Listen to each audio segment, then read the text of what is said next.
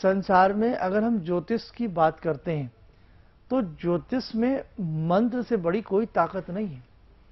हम किसी भी ऋषि मुनि की बात करें, किसी वेद की बात करें, पुराण की बात करें, किसी भी चीज़ की बात करें, हमारे शहर में कितने भी ऋषि मुनि आते हों, सत्संग होता हो, प्रवचन होता हो, तो हमारे ऋषियों ने समय समय पर हमें साधनाओं की बात बताई है।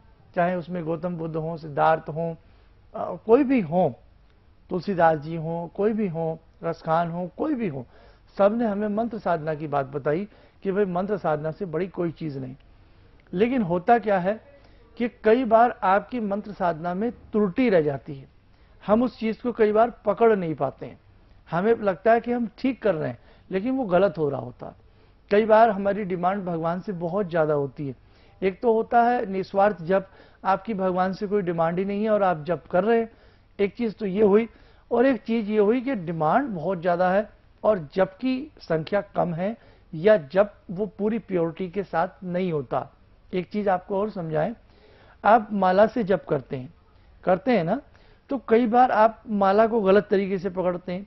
माला के मन के किधर को जाने चाहिए, किधर को नहीं जाने चाहिए। माला में जो अंतिम मन का होता है, जिसको सुमेरु कहा जाता है, वो सुमेरु पार नहीं किया जाता। वो सारी चीज़ें, अब सुमेरु भी आप पार कर देते हैं। माला को ज़मीन पर बहुत ज़्यादा नहीं टच करना चाहिए, माला को खूंटी पर नहीं टांगना चाहिए, बहुत सारी चीज़ें। माला के बारे में अगर हम ध्यान से देखें तो बहुत सारी बातें। कई बार आप उंगलियों पर जप करते रहते हैं, लेकिन उंगलियों का भी जप करने का विधान होता है। इसको हम कर माला कहते हैं। हाथ का मतलब कर। अब कर माला कैसे की जाती है, हजारों बार बता चुके हैं। आपकी सबसे छोटी उंगली के बाजू वाली जो उंगली होती है, इसको कहते हैं रिंग फिंगर।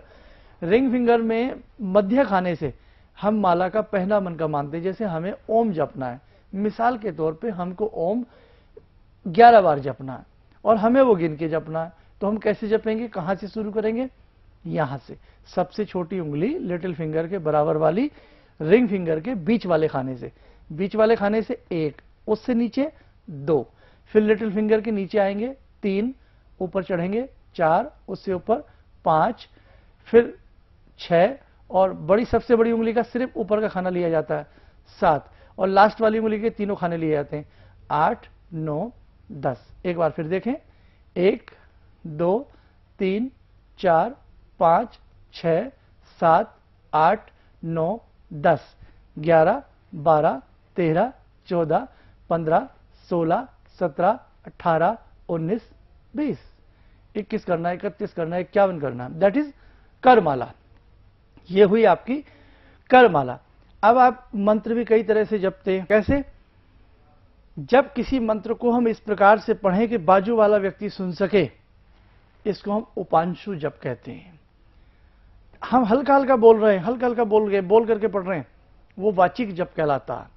और जो केवल मन के अंदर डूब करके हम किसी मंत्र को पढ़ रहे हैं, होठ भी नहीं हिल रहे हैं, बिल्कुल मन ही मन, इसको हम मानसिक जप कहते हैं।